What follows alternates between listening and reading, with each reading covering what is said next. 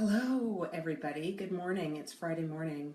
Well, it is Friday morning, 9:30. Normally I'm doing this around noon, but I'm heading out on a trip with my husband and my lovely brother-in-law and his wife. And so I wanted to get this done a little bit early so we could get ready to go. So thank you for joining me this morning. We're going to just wait a minute or two to see if anybody wants to log in before we get started. And I'm Dr. Heather from wellfitandfed.com, and we do these broadcasts every Friday, Lord willing, unless something comes up, of course. And one of the nice things about Facebook broadcasting is that as you're watching, if you're enjoying something, hit the thumbs up, hit the hearts, because that helps me know content that is exciting to you or that you'd like to hear more about. So please make sure as you're watching, hit those thumbs up and hearts in parts of the talk that you are enjoying. That would be awesome. Wellfitandfed.com is a fitness, nutrition, and wellness website that I created, and I would love you to be a part of it. We have a community there of people who are like-minded and who are just interested in getting healthier. And if you want to be a part of that community, just head on over to wellfitandfed.com and drop your email into the sign up on the homepage. Simple as that. And you will occasionally get articles, recipes, workouts, and a personal community to work with, because I send a lot of just private information to that group. So I hope you join us. Second thing I want to talk about before we get into the content for today is I did a webinar last night, and it was hilarious because it was it was so many technical issues. By the time we actually got on the webinar, I'd been working on tech issues for 45 minutes, and so I was a little frazzled. And then halfway through the webinar, there was a dog fight right outside my window. So it was hysterical. But I wanted to share some of the content from last night because I think it's powerful and good information for us to have as we start to look at nutrition in our lives and we start to try to eat better. But I was sharing something last night about my husband, and I realized that on Facebook Live, I've never shared anything about my husband with you. So my hubby is Brent, and this is him. Isn't he cute? Look at him. So we are heading to Mexico tomorrow. I'm very excited about that.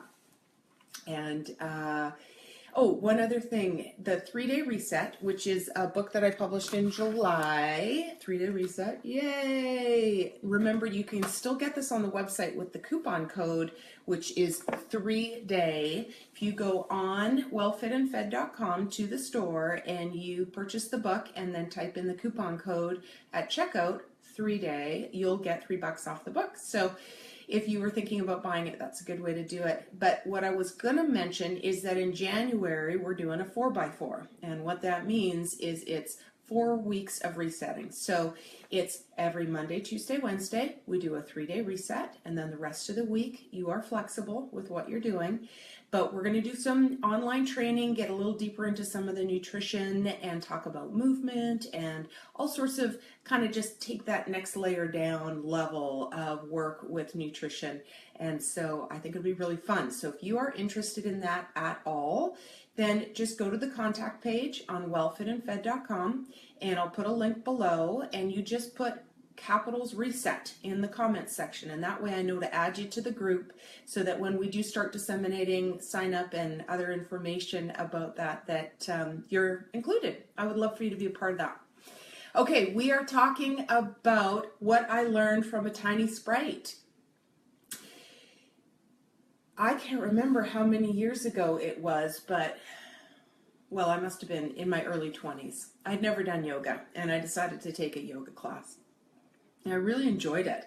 It was taught by this teeny tiny elderly woman who I am not sure she was in full acquisition of all of her marbles, but she was lovely. And I learned many life lessons from her. And one I'm going to tell you about today happened after a particular class, right before the end of class, when we were getting ready to get into Shavasana, corpse pose, which is my favorite part of class. She said, no Shavasana, please sit up. And I wasn't super happy about that because I want my nap. I want my nap at the end of class. And so I got a little irritated and got up and sat up. And she said, I want you to hold your hands out like this. So we all did. And she said, as she walked around the room, she said, I want you to close your eyes. And I want you to keep your hands out. I'm going to drop something in your hands. And she did. She dropped something in everybody's hands. She said, I don't want you to open your eyes until I tell you to. I want you to bring this to your nose and smell it. Take a big inhale. So we did. And I smelled something. I wasn't quite sure what it was. And she said, I want you to take your index finger and I want you to touch it. And I want you to touch it until you really are positive you know what it is. And when you know what it is, I want you to put your hand up. And when everybody in the class has their hands up, we're going to open our eyes. So we waited. We waited and I felt it. And I think I figured out what it was. So I put my hand up. And she said, okay, open your eyes. And it was confirmed for all of us that it was indeed a ripe red raspberry. She said, I want you to look at this. I want you to really observe it. So I looked at it and I saw a raspberry.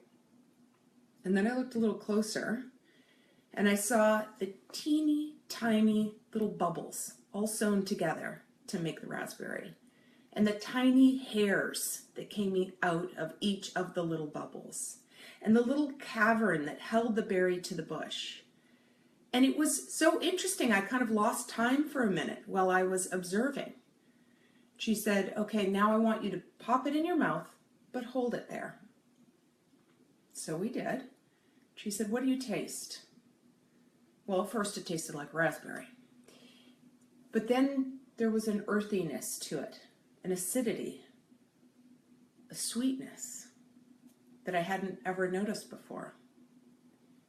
And then we swallowed. And it was by far the best raspberry I'd ever had in my whole life. She taught me about conscious eating.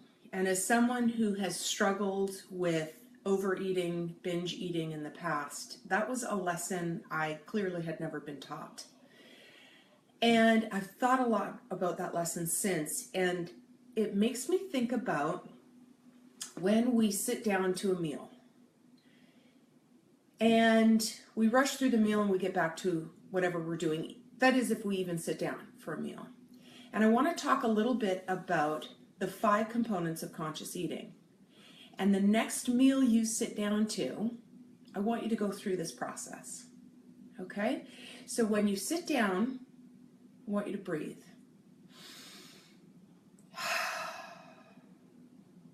The breathing accomplishes a couple of things. One is it separates you from whatever that was going on in your life. It's giving you a moment of mindfulness, a break. It's also preparing your body to take in food. You need to oxygenate to digest properly.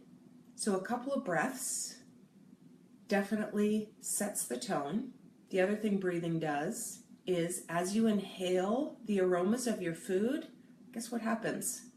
Digestion actually starts. Enzymes start to dump, anticipating the food. So it's actually preparing your body to digest and absorb your food better. So number 1, we breathe. Number 2 is we observe. Take a look at our plate. What's on it? What are the colors? What are the textures? What are you looking forward to? Really observe what you're about to put in your body. That's turning into fuel for you. So take a good look at it. Next, we give gratitude. We give thanks. And I don't mean just to your God. I mean to the farmer who produced the food, to the person who drove it, to the grocer who chose to stock it, to the stocker who chose to put it on wherever you got it from, to the cook that made it, even if that's you. Give thanks. Be grateful for the fact that you have the opportunity and freedom to eat freely of pretty much whatever you like. So give thanks. Assess. Take a minute to look at your plate and think, well, how hungry am I? Am I going to eat this whole thing? Am I not going to eat this whole thing? If I'm not going to eat it, how much am I going to leave? Do I need to move that aside on my plate? I've even sat down and thought, oh, this is a lot of food, and I will go and grab a Tupperware and put half of it in there at the beginning of the meal. At a restaurant, that works amazing. If you're familiar with the meal that's coming, it's a restaurant you go to regularly, have them box half of it up in the kitchen. So really assess, how much do I actually want to eat at this moment? The last one is desensitize. I'm going to tell a story to illustrate this. You go to the movie and you get the big popcorn. And as you're walking, and I've heard you say it, oh, there's no way I'm going to eat all this. And at the end of the movie, you drop an empty popcorn bucket in the garbage. Now, if you took that bucket of popcorn and you came home and you sat down at your dining room table and you had no distractions, no one was home, there was just one light on, illuminating your beautiful bucket of popcorn. You had no music on, no iPad, no iPhone, no TV, no kids screaming, nothing else, nothing you were reading, nothing else going on. You were just going to focus on what you were going to eat. You would never eat that whole bucket. You'd get about a third of the way down and your body would tell you, I'm done, I'm full. So desensitize your area when you're eating. So get away from your workstation for lunch. Go sit somewhere where there's no other distractions. Don't check your phone. Don't look at your iPad. Don't read. Focus on the food that you're putting in your body that's going to digest and fuel you and give you energy and make your brain work properly. So from a little raspberry, we got 5 points of conscious eating. We have breathe, big breaths in to start the meal. We have observe, what's on your plate? What are you most interested in? We give thanks. From the Lord who provided, or your God, to the farmer, the trucker, the grocer, the stocker, the cook. We assess, how hungry are you? Are you legitimately in need of all of this food that's in front of you, or do you just want to eat a portion of it? And finally, desensitize. Get rid of the distractions that typically are going to result in you eating more food than your body needs. So that's it for today. That's all I got. And thank you, Mary Beth, Eric, Linda. I love that you guys are here. I really appreciate it. And I don't have any specific questions there, but as questions come, I'll be happy to answer them below in the comments. Feel free to put your questions in the comments below, and make sure to have a wonderful, beautiful weekend. And thank you for tuning in, and watch for the announcement of what we're going to be talking about next time. Okay, loves.